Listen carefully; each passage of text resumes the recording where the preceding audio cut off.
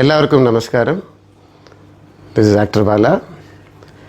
ഈ വീഡിയോ ഒരിക്കലും ഞാൻ ഈ പ്രശ്നങ്ങളെക്കുറിച്ച് വീഡിയോയിൽ തൽക്കാലം വരേണ്ടെന്ന് വിചാരിച്ചു. പക്ഷേ ചില സമയം നമ്മൾ ശബ്ദമില്ലാണ്ടിരിക്കുമ്പോൾ ഈ കള്ളത്തനങ്ങൾ ഭയങ്കരമായിട്ട് കൂടിക്കൊണ്ടിരിക്കുന്നു. എനിക്ക് തെളിയിക്കേണ്ടത് കോടതിയിലാണ്. എൻ്റെ ഫസ്റ്റ് ഉത്തരവാദിത്വം തെളിയിക്കേണ്ടത് കോടതിയിലാണ്. ഇപ്പോൾ ചെറിയ കാര്യം പറയാം. എനിക്ക് ഇഷ്ടപ്പെടുന്ന എൻ്റെ ഫാൻസിന് വേണ്ടി പറയാൻ, നിങ്ങളുടെ ബാല ഞാൻ ഇത്രയും വർഷം നിങ്ങളെ പരിചയമുണ്ട്. റേപ്പിസ്റ്റ്, പെണ്ണെ കൊണ്ടുവന്ന് റേപ്പ് ചെയ്തു, ഫോർജറി ചെയ്തു, തട്ടിപ്പ് കേസ്. അതേപോലെ ഗ്രൂപ്പ് സെക്സ്, അത് വീട്ടിലല്ല, ചെന്നൈയിലെ വീട്ടിൽ വേലക്കാരവരെല്ലാവരെയും വെച്ചിട്ട് സെക്സ് വെച്ചാണ്. സൂപ്പർ. ഡൊമസ്റ്റിക് വയലൻസ്, அந்த ഡൊമസ്റ്റിക് വയലൻസ് എല്ലാം എനിക്ക് എവിഡൻസ് ഉണ്ട്. പോലീസോടെ എവിഡൻസ് ഉണ്ട്, കാണിക്കാം. Charity by fraudulence, very nice. ഒരു 21 21 കോട്ടയം മെഡിക്കൽ കോളേജിൽ ഈ മാസം ഒരു പെൺകുട്ടിക്ക് ഹാർട്ടിൻ്റെ ഓപ്പറേഷൻ ചെയ്തു വെച്ചു. Kottayam medical college. പറഞ്ഞിട്ട് കാര്യമില്ല. യൂട്യൂബേഴ്സ് ആണെങ്കിൽ നിങ്ങൾ പറയും, കണ്ടോ വാലവ കണ്ടോ, ഹാർട്ടിൽ ആദ്യം ഹോളിട്ടു പിന്നെ അടച്ചു, അവൻ ഫ്രോഡാണെന്ന് പറയും. Very nice. എന്നാണ് ബില്ല് തരാം, പകുതി കാശ് നിങ്ങൾ അടയ്ക്ക്. This is a planned massive attack. ഞാൻ പോലും ഇന്നേ വരെ എഴുതി വെച്ചിട്ട് ഞാൻ സംസാരിച്ചിട്ടുണ്ടോ? കാരണം നിയമം പാലിക്കണം. ഈ പ്ലാൻഡ് മാസീവ് അറ്റാക്ക് എന്ന് പറയുന്ന റീസൺ എന്താണെന്ന് വെച്ചാൽ, ഇത് ഒരാളല്ല ചെയ്യുന്നത്, ഒരു 4-5 പേരാണ് ചെയ്യുന്നത്. അതിൻ്റെ ഗ്രൂപ്പ് ഹെഡ് ആരാണ് നിങ്ങൾക്ക് എല്ലാവർക്കും മനസ്സിലാവും. പിന്നെ എല്ലാവരെയും ചേർത്ത് വെച്ചിട്ടാണ് അറ്റാക്ക് ചെയ്യുന്നത്. അത് വെൽ പ്ലാൻഡ്. എങ്ങനെയാണെന്ന് വെച്ചാൽ, നിയമപരമായിട്ട് എൻ്റെ വായ അടച്ചു. ആദ്യം അടച്ചിട്ട് അവർക്ക് എന്തും പറയാം. ബാലായനെ റേപ്പ് ചെയ്തു, കാമ കൊടൂരൻ, ചാരിറ്റി പറയുന്ന പച്ചക്കള്ളം, അടിച്ച് മുഖത്തടിച്ച് എന്തു പറയാം. പക്ഷെ എനിക്ക് ആ കോടതിയിൽ ഓർഡർ കിട്ടുന്നവരെ ഒന്നും സംസാരിക്കാൻ പറ്റില്ല. അപ്പോൾ ഈ 10 ദിവസം എത്ര ദിവസമായി? ഒരു 1 വീക്ക്. ഇത്രയും കാലം നിങ്ങളെ സ്നേഹിച്ചതും, അപ്പോൾ ഇത്രയും കാലം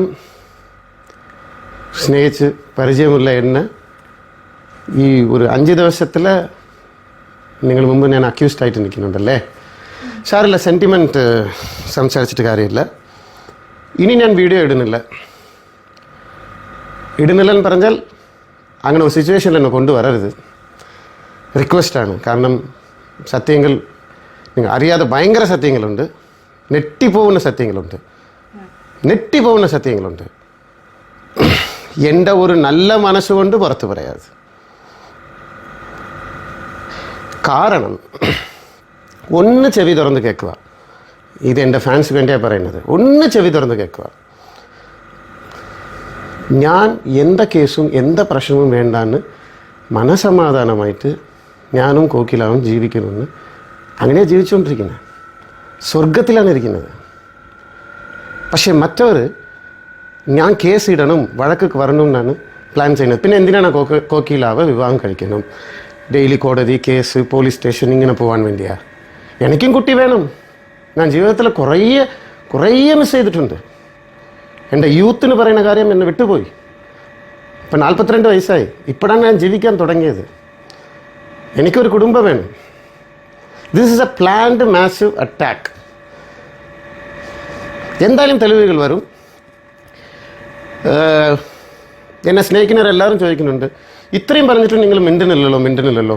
ഞാൻ തിരിച്ച് അങ്ങോട്ട് ചോദിക്കുകയാണ്, നിങ്ങളെന്താ മിണ്ടാത്തത്? കുറച്ച് ബോധം ഉണ്ടെങ്കിൽ ഒരേ ഒരു ചോദ്യം ചോദിക്കാമല്ലോ.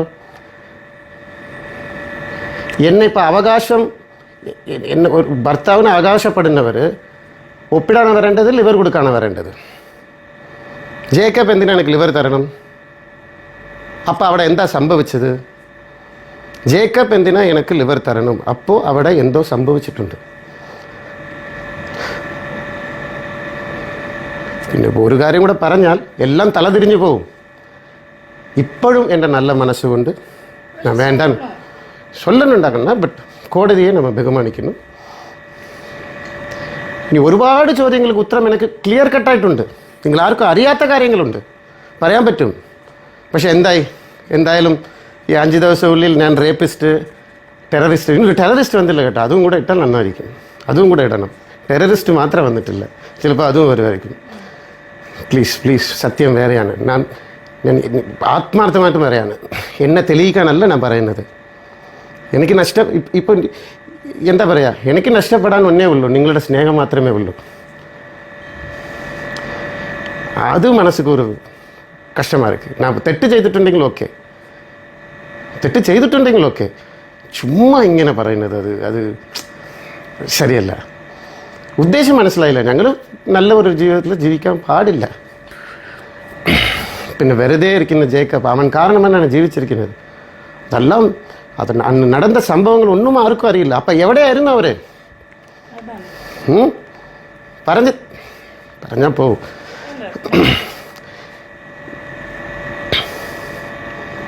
വേറെ ഒരാളുണ്ട്, ദിസ് ഇസ് എ മെസ്സേജ് കേൾക്കുന്നവർക്ക് മനസ്സിലാവും. അവരും കൂടെ പുറത്തു വരാൻ പോകുന്നു. ചെയ്ത ദ്രോഹം എന്നാണ് വരും. എന്തായാലും ദ്രോഹങ്ങൾ പുറത്തു വരും, വരാതിരിക്കില്ല.